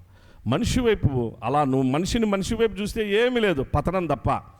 ప్రభు వైపు చూడండి. ప్రభు వైపు చూస్తే అన్ని బాధ. ఇప్పుడు నోవహుని గురించి ఒక 10 నిమిషాలు ధ్యానం చేసుకుని ముగించుకుందాం. ఎలా అంటే, నోవహు ఒక్కంతో దేవుడు మాట్లాడాడు ఆ రోజు కదా. మాట్లాడేటప్పుడు నోవహును పిలిచి ఓడ చేసుకోనైనా అన్నాడు. కొలతలు దేవుడు ఇచ్చినాడు. దానికి కిటికీ ఇట్లుండాలని దేవుడు చెప్పినాడు. డోర్ ఇట్లుండాలని దేవుడు చెప్పినాడు. దేని లోపల పెట్టుకోవాలో దేవుడు చెప్పినాడు. వేటిని తెచ్చుకోవాలో దేవుడు చెప్పినాడు. అన్ని ఆహార పదార్థాలను సమకూర్చుకొని పెద్ద ఓడ. అసలు అంతకుముందు ఓడ అనేటువంటిదే ఎప్పుడూ లేదు. సృష్టిలో మొట్టమొదటిసారి ఓడ. ఇప్పుడు ఓడ కట్టేదానికి బాగా గుర్తుపెట్టాం. దేవుడు ఎవరిని పిలిచి చెప్పినాడంటే నోవహును చెప్పినాడు. పిల్లరా, ఎంత మంచి ఫ్యామిలీ ఎటువంటిదంటే గుర్తుపెట్టుకోవాలి. ఇది యుగాంతమందున్న మనకు బుద్ధి కలుగుటకై, విశ్వాసములో మనం కూడా ఎలా ఉండాలో నేర్పేదానికే పరిశుద్ధాత్మదేవుడు మన గమనంలోనికి వీటిని తీసుకొని వస్తున్నాడు. పిల్లరా, ఏంటంటే దేవుడు మాట్లాడింది మొత్తం కుటుంబంలో కొడుకులతో, భార్యతో, కోడండ్రతో, అందరితో మాట్లాడింది దేవుడు ఒక్క నోవహుతో. ఇప్పుడు నోవహు వచ్చి ఎవరికి చెప్పినాడు? నేను బాగా వినాలి. ఎవరికి చెప్పినాడు? నోవహు తన భార్యకు చెప్తాడు. ఫస్ట్ తన భార్యకు చెప్పింటాడు. ఇది పరిస్థితి ఇట్లుంది, దేవుడు చెప్పినాడు, తొందరలోనే మొత్తం అవుట్ అయిపోతున్నారంట. కాబట్టి మనం మన ఫ్యామిలీ సేఫ్ చేసుకోవాలి. ముందు మనము జాగ్రత్తగా ఉందాం. దేవుడు చెప్పినాడు తయారు చేసుకుందాం, దేవుడు చెప్పినాడు తయారవుదాం, దేవుడు చెప్పినాడు సిద్ధపడదామని తన భార్యకు చెప్తే ఆమె మామూలుగా అయితే ఏమనాలా, ఏందయ్యా, ఏంది ఓడయ్యా ఇది, అసలు ఓడైంది, అందులో ఇంతవరకు ఇంట్లో నుంచి నన్ను ఎప్పుడు బయటికి తీసుకొని పోయినవి కాదు, ఇప్పుడు అదేందో చితిసారకపు మాను తెచ్చుకోవాలంట. ఆ మాను తెచ్చుకోవాలంటే ఇప్పుడు దేవుడు ఆయనతో మాట్లాడేటప్పటికి నోవహుకు 500 ఏండ్లు, మొత్తం ఆయన జీవించిన సంవత్సరాలు 950 సంవత్సరాలు నోవహు. అందులో 500 సంవత్సరాలప్పుడు దేవుడు కొడుకుల్ని ఇచ్చినాడు, ముగ్గురిని. 500 సంవత్సరాలప్పుడు దేవుడు మాట్లాడినాడు నోవహుతో. 120 సంవత్సరాలు ఈ ఓడను తయారు చేసుకొని సువార్తను ప్రకటించడానికి 120 సంవత్సరాలు 120 సంవత్సరాలు నోవహు ఆయన కుటుంబం వాడబడింది. అంటే 500 ప్లస్ 100 620 సంవత్సరాలు ఆ నోవహు కుటుంబం అలా ఉండిపోయినారు.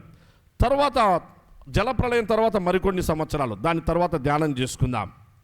ఇప్పుడు ఈయన తన భార్యకు చెప్పినప్పుడు, కాదయ్యా ఎట్లా అని చెప్పేసానంటే, పిల్లలు చిన్న పిల్లలు కదయ్యా, ఇప్పుడు వచ్చేసి ఇప్పుడు పుట్టినారు వాళ్ళు, ఎందుకంటే దేవుడు పిలిచి చెప్పేటప్పటికి చిన్న పిల్లలు వాళ్ళు. తర్వాత మీరు వాక్యంలో చూస్తే చిన్న పిల్లలు పిల్లరా, వాళ్ళు వెళ్ళి చేసి తీసుకొని వచ్చి ఇదంతా అంటే లేదు, తన భార్య కోఆపరేట్ చేసి తీరాలి. అందుకే ఆమె ఒక్క మాట కూడా మాట్లాడలే. సరే, తన భర్త చెప్పినట్లుగా ఇద్దరు కలిసి వెళ్ళి చితిసారకపు మానుకు అవసరమైనటువంటి మెటీరియల్ అడవి నుంచి తెచ్చుకొని ఓడకు సిద్ధం చేసుకున్నారు. ఆమె ఎవరు మాట వినింది పిల్లరా? దేవుడు వచ్చి ఆమెకి ఏమన్నా మాట్లాడినాడా? అమ్మ స్త్రీలు చెప్పాలి. దేవుడు వచ్చి నోవహు భార్యతో చెప్పినాడా, ఏమ్మా మీ ఇంటి ఆయనకు నేను చెప్పినాను, నీకు కూడా చెప్తున్నా తల్లి, జాగ్రత్తగా ఉండు, మొత్తం అవుట్ చేస్తాడా, నేను జలప్రలయం రప్పిస్తున్నా, అంత నాశనం అయిపోతుంది, కాబట్టి నువ్వు జాగ్రత్త పడని ఆమెకేమైనా చెప్పినాడా? చెప్పలే. చెప్పింది నోవహు గారికి. నోవహు తన భార్యకు చెప్తే భార్య వినాలని గ్యారెంటీ ఉందా గ్యారెంటీ? నేను నవ్వుతా అడుగుతా ఉన్నా, గ్యారెంటీ ఉందా? ఇప్పటి దినాల్లో అయితే ఇప్పుడు దినాలు అందుకు బట్టే నవ్వుతా అడుగుతా అన్న, గ్యారెంటీ ఉందా అని. మామూలుగా అయితే గ్యారెంటీ ఉండి తీరాలి. ఖచ్చితంగా భర్త చెప్పినట్టు భార్య వినాలంటే దేవుని మాట పిల్లరా. ఇది సంపత్ వి కుమార్ మాట కాదు, దేవుని వాక్యం చాలా స్పష్టం. నీ భర్త చెప్పినట్టు నువ్వు ఫస్ట్ విని లోబడితే నీకు ఆశీర్వాదం. ఎంత ఆశీర్వాదం అంటే తరువాత తరతరాలకు ఆశీర్వాదం. నీకు నచ్చలేదు, నీకు ఇష్టం లేదు, మంచిగా షేర్ చేసుకో.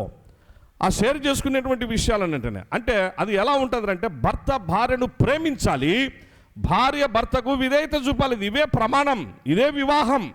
సో ఆ భర్త భార్యను ప్రేమించడం అంటే, అతను నేనేమై ఉన్నానో నా భార్య అంతే, నా భార్య సపరేట్ కాదు, నేను సపరేట్ కాదు, నేనేమై ఉన్నానో నా భార్య అంతే అని అనుకున్నప్పుడు, నా భార్యకు నాకు ఏది ఇష్టమో నేనేందో నా భార్య అంతే అని ఎప్పుడైతే అలాంటి దృక్పథంలోనికి, ఆ యాటిట్యూడ్లోనికి వస్తుందో అది గ్రాటిట్యూడ్గా మార్చబడుతుంది.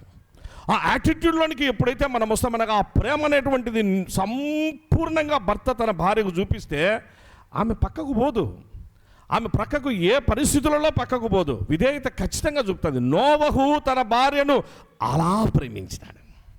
ఎస్, తన భార్యను అలా ప్రేమించినాడు కాబట్టి ఆమె రెండో మాట మాట్లాడలే. బైబిల్లో కొంతమందిని చూస్తాం, రెండో మాట మూడో మాట మాట్లాడి తిప్పలు తెచ్చి పెట్టుకునే వాళ్ళని చాలా మందిని మనం వాక్యంలో చూస్తాం. కానీ నోవహు భార్య ఎక్కడ కూడా మాట్లాడలేదు పిల్లరా, తన భర్త చెప్పినాడు. ఇది ఆశీర్వాదం. నోవహు భార్య అందుకే అంత గొప్పగా ఆమెను గురించి ఈరోజు కూడా మనము మాట్లాడుకోవాల్సి వస్తుంది.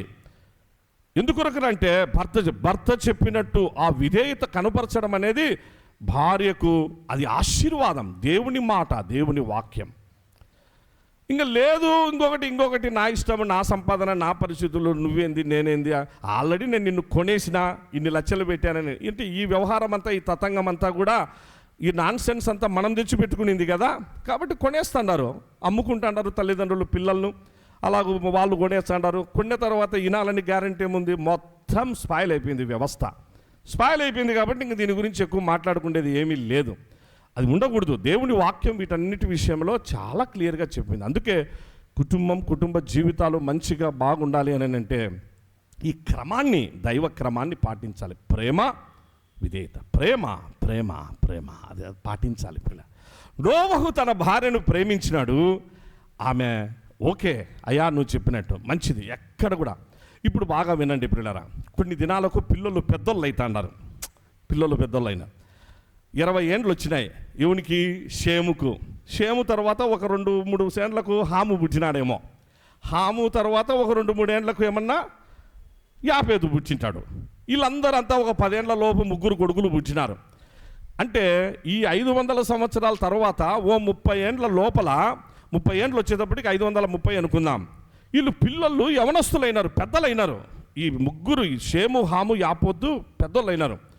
ఈ పెద్దోళ్ళు అయినప్పటికీ ఈ పిల్లలుగా ఉన్నప్పుడు బాగా వినండి, పిల్లలు వచ్చి వాళ్ళ నాయన ఈ కార్పెంటర్ పని చేస్తా అంటాడు, ఈ ఓడను కట్టేదానికి. వాళ్ళమ్మ అన్ని సపోర్ట్ చేస్తుంటుంది, హెల్ప్ చేస్తుంటుంది భర్తకు.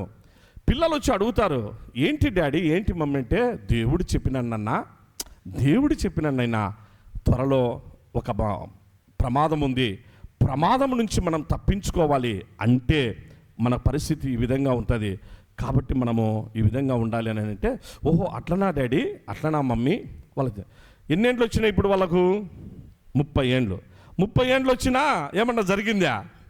ఇప్పుడు పిల్లలు పెద్దోళ్ళై వచ్చి వాళ్ళు వస్తారు, వాళ్ళకు వచ్చి రే షేము అది తీసుకొని రా, నేను ఆ సుత్తెట్టి తీసుకొని, రే హాము అట్లా పోయేసేసేసి ఇంకా కొన్ని మెటీరియల్ తీసుకొని రాపో, రే యాపేతో అక్కడికి పోయి ఇంకా కొన్ని తీసుకొని రాపోరా, ఆ చెట్టును నరికితే మనకు మంచిగా ఈ కిటికీలు చేసేదానికి ఉపయోగపడుతుంది, ఆ టేకు ఇది ఉపయోగపడుతుంది అని పిల్లలకు చెప్తే, మా డాడీ చెప్పబట్టి ఎన్ని సంవత్సరాలు అయింది ఇది, మా అమ్మ చెప్పబట్టి ఎన్నేళ్ళు అయింది ఇది, 30 ఏండ్లు అవుతుంది.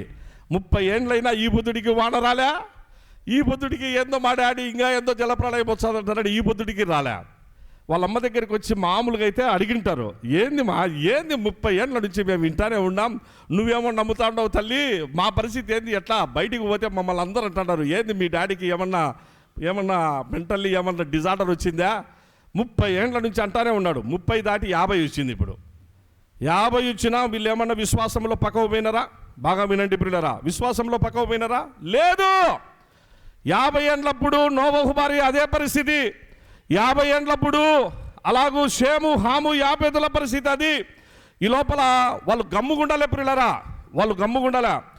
ఆయన సువార్త ప్రకటించినాడు, చాలా స్పష్టంగా వ్రాయబడి, ఆయన దేవుని రాకడను గురించి ప్రకటించినాడు. నోవహు జరగబోయే ప్రమాదాన్ని అందరికీ చెప్పినాడు. తన దగ్గరికి వచ్చిన ప్రతి ఒక్కరికి, తనకు అందుబాటులో ఉన్న వారందరికీ అలాగూ జరగబోతున్న జలప్రళయం ప్రమాదాన్ని గురించి, మారండి, బావా మారు, అక్క మారు, తమ్ముడు మారు, చిన్నైనా మారు, అత్త మారు, మామ మారు అని చెప్పేసి మొత్తం ఊరంతా చెప్పినాడు. చెప్తే ఊర్లో ఒక్కడంటే ఒకడు నమ్మినాడా? బాగా ఆలోచన చేయండి వాక్యంలో. ఏమనుకున్నారంటే 10 ఏండ్లైనా ఈయన కర్తానే ఉన్నాడు, 30 కర్తానే ఉన్నాడు, 50 కర్తానే ఉన్నాడు, 70 కర్తానే ఉన్నాడు, 80 కర్తానే ఉన్నాడు, దగ్గర 100 వస్తుంది. ఎన్ని సంవత్సరాలు ప్రకటన చేసినాడు పిల్లరా? 120 సంవత్సరాలు. అందుకే నేటి దినాల్లో ఇది కూడా యేసు ప్రభు రాకడను గురించినటువంటి విషయాల్లో నేటి దినాల్లో టీవీలలో చూస్తున్నాం, డిబేట్లు పెట్టుకొని ఆ డిబేట్లలో రకరకాలుగా యేసు ప్రభు రాకడను గురించి ఏంటేంటో మాట్లాడుతున్నారు. బుద్ధి లేని కొంతమంది అనవసరమైన డిబేట్లు పెట్టేసి ఇలాంటి మాటలు మాట్లాడించి అనిపించి ప్రభుకు అవమానంగా మాట్లాడేటువంటి మాటలు కూడా అనిపింపజేస్తా అంటారు కొంతమంది. ఎందుకు అవసరమా డిబేట్లు? అలాంటి డిబేట్లలో కూర్చొని యేసుప్రభు నామానికి అవమానం తీసుకొని వచ్చేటువంటి మాటలు అనిపించుకొని అనేక 100,000 మంది సభలలో అనిపించుకోవాల్సిన పరిస్థితి తెచ్చిపెడతా అన్నారు. దేవుని వాక్యం, ఆ వాక్యాన్ని మామూలుగా మనకున్న పరిస్థితులలో మంచిగా అలా చెప్పుకుంటూ చేసుకొని పోవాలి. ఇప్పుడు నేటి దినాల్లో చూస్తున్నాం, అపహాసకులు అంటారు ఇలాంటి వాళ్ళు. డిబేట్లలో అపహాసకులు బయలుదేరేసి యేసుప్రభు రాకడను గురించి వేరుగా మాట్లాడుతూ ఉన్నారు. చాలా బాధ, చాలా విచారకరం పిల్లల. అందుకే దయచేసి మనవి చేస్తున్నా, ఇది దేనికి సూచనంటే బాగా 5 నిమిషాలు, యేసుప్రభు 2వ రాకడ చాలా సమీపంగా ఉంది, దగ్గరగా ఉంది. వెరీ అండ్ వెరీ షార్ట్ అనేటువంటి చెప్పడానికి ఇది ఎంతో, అందుకే నేను మీ గమనంలోనికి తెస్తా ఉన్నా. సరే, సబ్జెక్ట్లోనికి వద్దాం. అలా 50, 60, 70 సంవత్సరాలు, 80 ఈ లోపల పిల్లలకు పెళ్ళిళ్ళు చేయాలా లేదా బ్రదర్ శామ్యుయల్ గారు? చేయాలా లేదా? పిల్లలకు ఒక వయసు వచ్చిన తర్వాత చేసిన, రైట్, ఓకే. ఇప్పుడు 3 కొడుకులు పెళ్ళిళ్ళ వయసులోకి వచ్చినారు. పెళ్ళిళ్ళకు అంటే 3కి పెళ్ళిళ్ళు చేసినాడు. ఎవరు? నోవహు భార్య, 2 షేము, హాము, యాపేతుకు పెళ్ళిళ్ళు చేసినారు. అక్కడ తన చుట్టూ తన వాళ్ళుగా ఉన్న వాళ్ళలో నుంచే 3 కోడళ్ళు వచ్చినారు. ఎంత మంచి కోడళ్ళు వాళ్ళంటే, ఆ 3 కోడళ్ళలో ఏ ఒక్క కోడలు కానీ షేము భార్య షేముకు వ్యతిరేకంగా ప్రవర్తించలే. బైబిల్ అంతట్లో చూడండి. హాము భార్య హాముకు వ్యతిరేకంగా ప్రవర్తించలే. యాపేతు భార్య యాపేతుకు వ్యతిరేకంగా ప్రవర్తించలే. 3 కోడళ్ళు ఆ ఇంట్లోనికి వస్తానే, ఆ ఇంటిలో ప్రార్థన, ఆ ఇంటిలో బలిపీఠం, ఆ ఇంటిలో వాళ్ళ అత్త మామ వాళ్ళ ప్రార్థనలు ఏ విధంగా ఉన్నాయి, వాళ్ళ మామ అంతే, వాళ్ళ అత్త అంతే, వాళ్ళ బలిపీఠం, వాళ్ళ ప్రార్థనలు చూసి కోడళ్ళు సంపూర్ణంగా వాళ్ళు ఏ ఒక్కరు కూడా డివియేట్ కాలే. కలిసి కాపురం చేసినారు. కలిసి 8 మంది ఒక కుటుంబంగా ఉన్నారు. ఇప్పుడు ఆ కోడళ్ళని తెచ్చుకునేటప్పుడు ఒకటి బాగా వినాలి పిల్లరా, ఇదే ఆ వాక్యంలో మనము విశ్లేషణ అంటే ఇదే. ఇప్పుడు కోడలు ఏం ఊరికైనా మామూలుగా ఉండరు కదా, వాళ్ళకు అమ్మ నాయన ఉండింటారు. అమ్మ నాయనకు ఈయన చెప్పింటాడు నోవహు, ఇట్లా బంధుత్వం చేసుకునేటప్పుడు మీ పాపని ఇవ్వండి. ఆ పాప కూడా వచ్చి ఈ ఓడ తయారు చేసేదానికి ఆమె హెల్ప్ చేస్తుంది. షేముకు పెళ్లి చేసే షేము భార్య కోఆపరేట్ చేస్తుంది. హాము, యాపేతు పిల్లలు అందరూ కోఆపరేట్ చేస్తున్నారు. మామూలుగా అప్పుడు ఏంటమ్మా ఏంది మీ మామ ఇట్లా చేస్తానని అంటే, ఇది రాకడ ఒకటి ఉంది, ఇదిగో జలప్రళయం జరుగుతుంది అని చెప్పేసి వాళ్ళకు కూడా సువార్త అందించబడి ఉంటుంది. కోడండ్ర వాళ్ళ అమ్మ నాయన ఒక్కరన్నా మారినారా? నోవహు కోడన్లలో వాళ్ళ వియ్యంకులు ఎవరైనా మారినారా? వియ్యంకులు ఎవరు మారలే. కోడండ్రు 3 మాత్రం బెస్ట్, అంతే, ఇంకా ది బెస్ట్. వాళ్ళ అమ్మ నాయన మారలేదే, మా అమ్మ నాయన మారలేదని వాళ్ళు ఏమన్నా వ్యతిరేకంగా ప్రవర్తించినారా? లేదే. తమ భర్తలకు అనుకూలంగా వాళ్ళు వచ్చినారు. అది నోవహు కుటుంబం. అంటే ఆ ఇంటిలో ప్రేమ, ఆ ప్రేమ నోవహులో నుంచి వచ్చిన ప్రేమ తన భార్య, ఆ 2 దంపతులు మంచి దంపతులు తమ కోడన్రను కూతుర్లలాగా వాళ్ళలాగా చూసుకుంటే, వాళ్ళ అమ్మ నాన్నను వాళ్ళందరినీ కూడా మర్చిపోయి కుటుంబంలో ఈ పాటికి ఎన్ని అవహేళనలో, ఎన్ని నిందలో, ఎన్ని మాటలో, ఎన్ని అపహాసాలో. ఈ పెద్ద మనిషి చెప్పి ఇప్పటికి 50 ఏండ్లు అయిపోయింది. వచ్చానడండి, వాడొచ్చది మొత్తం ఎత్తిపోతుందని చెప్పేసి 50-70 ఏండ్లు అయిపోయింది. 100 ఏండ్లు అవుతుంది. ఎవరైనా ఏదైనా చెప్పేటప్పటికీ 1 సంవత్సరం 2 ఏండ్లు చెప్తే దానికి ఒక విలువ ఉంటుంది. ఒక 5 ఏండ్లు చెప్పినా ఒకటి ఉంటుంది, అంతే కదా నేను మామూలుగా. ఇంక 50 ఏండ్లు 100 ఏండ్ల వరకు వస్తుంటే ఏమనుకుంటారు? ఓహో, ఇతను ఏందో కొంచెం మెంటల్ వచ్చినట్టుంది, ఈ మెంటల్ వచ్చేసేసి ఏందో కట్టేస్తాడు, ఏందో చేస్తున్నాడు, ఏంటి పరిస్థితి అని ఇంకొక రకంగా అందరూ అపహాసకులు అపహసించిన పరిస్థితే. కోడన్ల వాళ్ళ బంధువులతో సహా, వాళ్ళ అమ్మ నాయనతో సహా నేటి దినాల్లో మనం చూస్తున్నాం. దయచేసి ప్రియులరా, అందుకే ఒక కుటుంబం అన్నప్పుడు తల్లి తండ్రి, ఆ ఇంటిలో కుమారులు కుమార్తెలు, ఆ ఇంటిలో కోడన్రు వాళ్ళు కూతురులే, ఆ ఇంటిలో అల్లుళ్ళు వాళ్ళు కొడుకులే, కలిసి ఆ ప్రేమను పంచుకుంటారే వాళ్ళు నిజమైన కుటుంబం, వాళ్ళు దేవునికి కావాల్సిన. అలా కాకుండా కొట్లాడుకొని రకరకాల కారణాలతో, రకరకాల పరిస్థితులతో ఇంకొక రకంగా వెళ్ళిపోతే అది దేవునికి ఆయన హృదయాన్ని గాయపరిచిన వాళ్ళమవుతాం. అలాంటి కుటుంబాలు, అలాంటి కుటుంబ జీవితం కలిగి ఉండి అలాగూ మళ్ళా మనము దేవుని సేవ చేస్తున్నామని చెప్పేసి అనేటువంటిది ఇంకొక ముసుగేసుకొని ఇక్కడికి వస్తే అది మనకు జీవితానికి చాలా నష్టం. ఎందుకనగా దేవుడు ఉదయకాలంలో పరిశుద్ధాత్మ దేవుడు నీతో నాతో ప్రేమ. ఆ ప్రేమే నోవహు తన భార్య ఒకటి, అది వివాహం, అది లొఖాద్, అది టికార్ అంటే వన్నెస్. ఆ పిల్లలు 3 వాళ్ళ భార్యలు, ముగ్గురు కోడళ్ళు పల్లెత్తు మాట మాట్లాడని వాళ్ళ మమ్మీ డాడీ చేస్తున్న పనులు విశ్వాసంతో దేవుడు చెప్పాడు. దేవుడు చెప్పింది ఒకరికే, ఇంట్లో 8 మందికి చెప్పలే. ఒక్కరు చెప్తే ఒకరు ఇంకొకరికి చెప్పినారు, వాళ్ళు ఇంకొకరికి చెప్పినారు, నమ్మినారు. హాము తన భార్యకు చెప్తే నమ్మిందామె, యాపేతు తన భార్యకు చెప్తే నమ్మిందామె. నమ్మాలి మన ఇంట్లో. ఆ నమ్మకం మనం తెచ్చుకోవాలని అంటే దాని కొరకు ప్రయాసపడాలి, జీవితం త్యాగం చేయాలి. ఆ నమ్మకం తెచ్చుకోవాలా. మా మామ చెప్పినాడు, మా అత్త చెప్పింది, నా భర్త చెప్పినాడు, నా భార్య చెప్పింది, ఇదిగో నా వాళ్ళు చెప్పినారని చెప్పేసానంటే ఆ నమ్మకాన్ని పుట్టించుకునే దానికి ఒక జీవితం కావాలి పిల్లరా, ఒక జీవితం కావాలి. అది కావాలి. నోవహు దాంట్లో కంప్లీట్ 100% సక్సెస్. అందుకే ఆయన ఫ్యామిలీ హ్యాట్స్ ఆఫ్ ఆయనకు. 8 మందిని ఓడలోనికి తెచ్చుకున్నాడు. 8 మంది సేఫ్, 8 మంది బాప్తిస్మం, 8 మంది చుట్టూ వాటర్, పరిశుద్ధ ఆత్మీయమైన బాప్తిస్మ సాక్ష్య అనుభవంలోనికి వచ్చినారు. పేతురు గారు ఆ మాటే రాస్తారు. రక్షణ పొందారు, ఆ మాట రాస్తారు. ఆ బాప్తిస్మము, రక్షణ పొందినటువంటి గొప్ప కుటుంబం నోవహు కుటుంబం.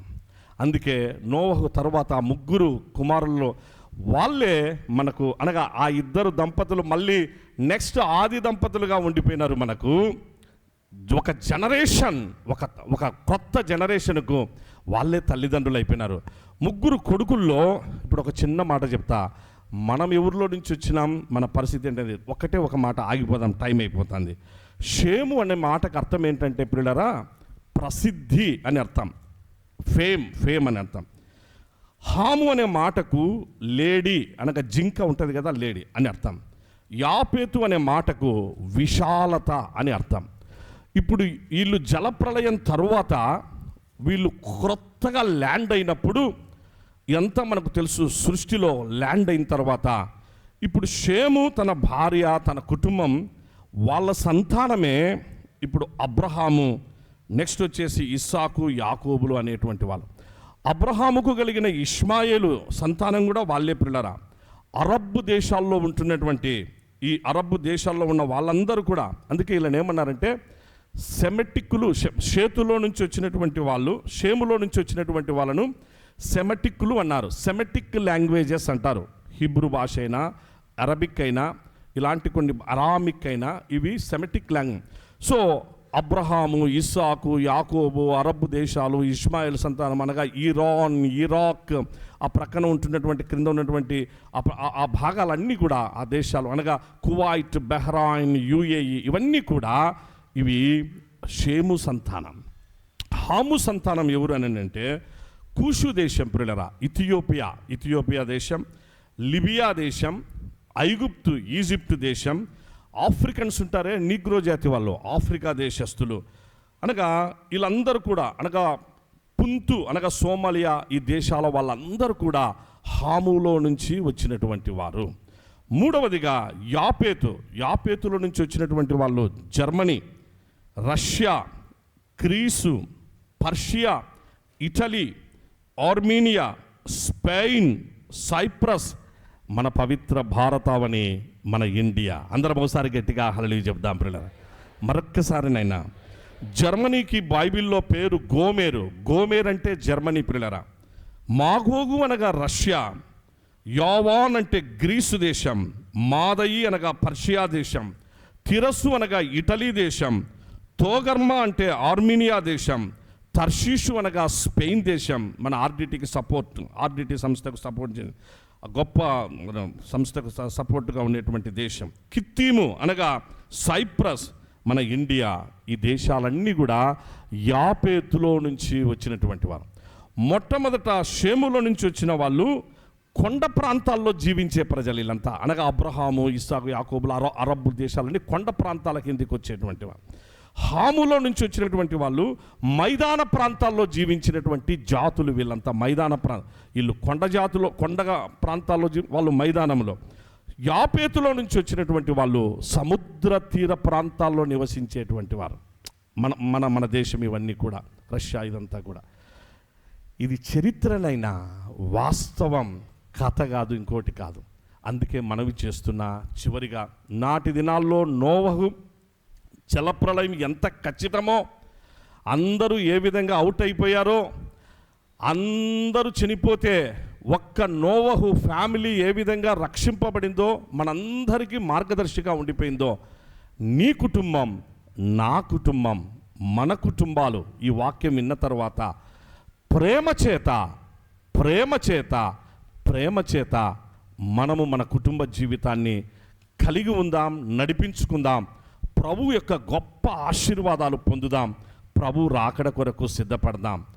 నేను సపరేట్, నా భార్య సపరేట్ కాదు, నా పిల్లలు సపరేట్ కాదు, నేను నా భార్యకు యేసయ్యను గురించి చెప్పి రక్షణలోనికి తెచ్చుకోవాల్సిన బాధ్యత నాది. నా భార్యకు నా మీద నా భర్తను రక్షణలోనికి తెచ్చుకోవాల్సిన బాధ్యత భార్యది.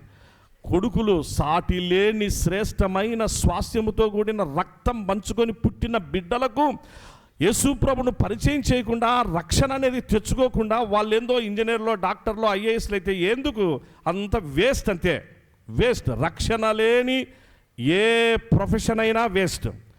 కొడుకులకు కూతుర్లకు రక్షణను మనము కలిగి ఉండేటట్లు చేసుకున్నామా, వాళ్ళు నిజమైన నికార్సైన దంపతులు, నిజమైన తల్లిదండ్రులు. ఫస్ట్ సాల్వేషన్ అవసరం వాళ్ళకు, తర్వాత నీ ఐఏఎస్, నీ డాక్టర్లు, నీ డిగ్రీలు వగైరాలు, ఇంజనీర్లు వగైరాలు అన్నీ కూడా. అది లేకుండా ఇంకా మిగిలిన ఎన్ని ఉన్నా అన్ని వేస్ట్ నాన్న, వేస్ట్. కాబట్టి దేవుడు నోవహు కుటుంబంతో ఇంత శ్రేష్టమైన గొప్ప ఆత్మీయ సత్యాలు 8 మంది, ఏ ఒక్కరు మిస్ కాకుండా నీ భర్త, మిస్ కాకుండా నీ భార్య, మిస్ కాకుండా నీ కొడుకు, మిస్ కాకుండా నీ కూతురు, మిస్ కాకుండా నీ కోడలు, మిస్ కాకుండా నీ అల్లుడు, మిస్ కాకుండా నీ కుటుంబాన్ని రక్షణలోనికి తెచ్చుకుంటావా? ప్రభు రాకడ కొరకు సిద్ధపడతావా? కళ్ళు మూసుకుందాం నాన్న ప్లీజ్. పరిశుద్ధాత్మదేవుడు సూటిగా స్పష్టంగా మాట్లాడిన ఉదయకాలమున ప్రియ సంఘమా, సహోదర సహోదరులారా, దయచేసి వాక్యానికి లోబడదాం, వాక్యానికి విధేయులమైదాం. పరిశుద్ధాత్మదేవుడు మాట్లాడిన మాటలు మన జీవితాల్లో భద్రపరుచుకుందాం.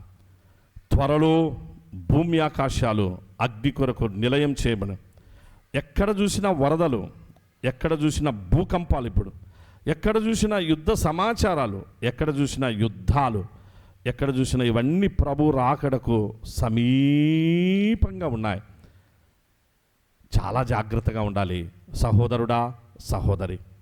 దయచేసి మారిపోదాం క్రీస్తు ప్రేమలో. అందుకే కదా యేసయ్య ప్రాణం పెట్టింది, అందుకే కదా యేసు ప్రభు రక్తం చిందించింది నైనా, అందుకే కదా నీ కోసం మరణించింది, అందుకే కదా నీ కోసము సిలువలో 7 మాటలు పలికిన, అందుకే కదా యేసు ప్రభు ఆయన సమాధి అందుకే కదా సమాధిని అన్నిటినీ జయించి తిరిగి లేచింది, అందుకే కదా యేసయ్య పరలోకానికి వెళ్ళింది, అందుకే కదా యేసయ్య మళ్ళీ రాబోతున్నది. నీకు క్రొత్త ఆకాశం, నీకు క్రొత్త భూమి, నీ ఫ్యామిలీకి క్రొత్త స్థలం, నీ ఫ్యామిలీకి క్రొత్త గృహం, పరలోక గృహం, నీ ఫ్యామిలీకి ఒక క్రొత్త రాజ్యం, పరలోక రాజ్యం నీకు, నీ కుటుంబానికి ఇవ్వడానికే కదా, ఆయన తన కుటుంబంగా చేసుకునేదానికే కదా ఇంత త్యాగం చేసినాడు, ఇంత ప్రేమ చూపించినాడు యేసయ్య.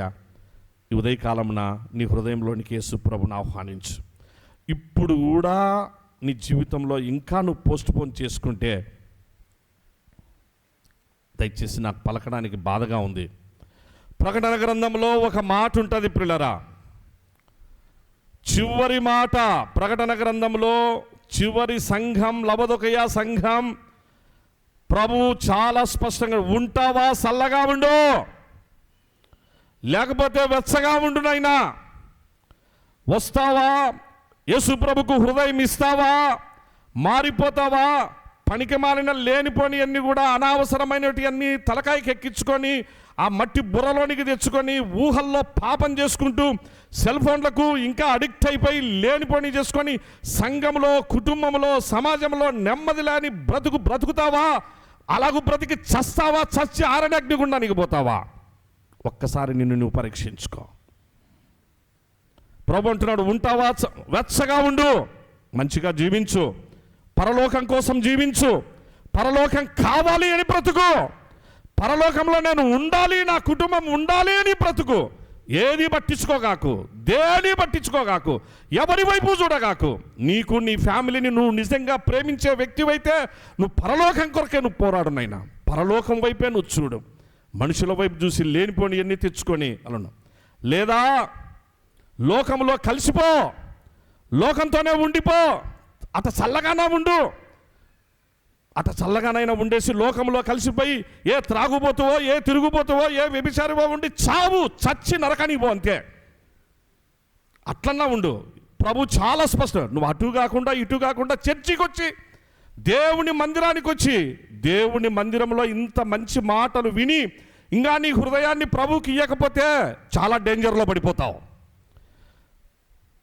దేవుని సన్నిధిలోనికి వచ్చి దేవుని మాటలు విన్న తరువాత ప్రభువుకు హృదయం ఇయ్యకపోతే, యేసయ్య సిలువ ప్రేమను ఇంకా నీవు తెలుసుకోకపోతే, ఇంకా నీ త్రాగుడు మానుకోకపోతే, ఇంకా నీ వ్యభిచార సంబంధమైన ఆలోచనలు మానుకోకపోతే, ఇంకా నీలో దేవునికి అయిష్టమైనది సంఘానికి వ్యతిరేకంగా ఏంటంటే చేయాలనుకున్న నీ పాడు ఆలోచనలు తీసివేసుకోకపోతే, అవుట్, నిన్ను నోట నుండి ఉమ్మివేయ ఉద్దేశించుచున్నానంటున్నాడు ప్రభు.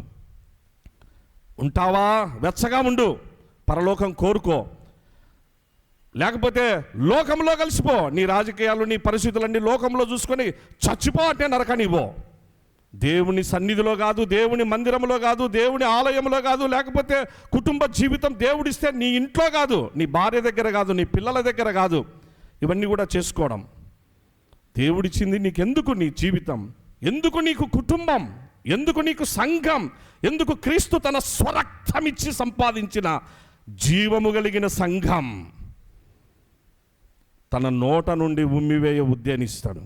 చాలా అసహ్యం ఈ మాట. జాగ్రత్త. అట్టి స్థితి మనకొద్దు. నోవహు కుటుంబములే బ్లెస్ చేయబడదాం. పరిశుద్ధాత్ముడు అట్టి గొప్ప ప్రేమతో కూడినటువంటి కుటుంబ జీవితాన్ని, రక్షణను మీకు ప్రసాదించుగాక. తండ్రి, నీ పాదాలకు వందనాలు. నీ పిల్లలు నీ మాట విన్నారనైనా ఈ ఉదయకాలమున ఇంకా కఠిన హృదయాలు ఎవరైనా ఉంటే దయచేసి క్షమించునైనా. వారి కోసమే కదా దీర్ఘశాంతం.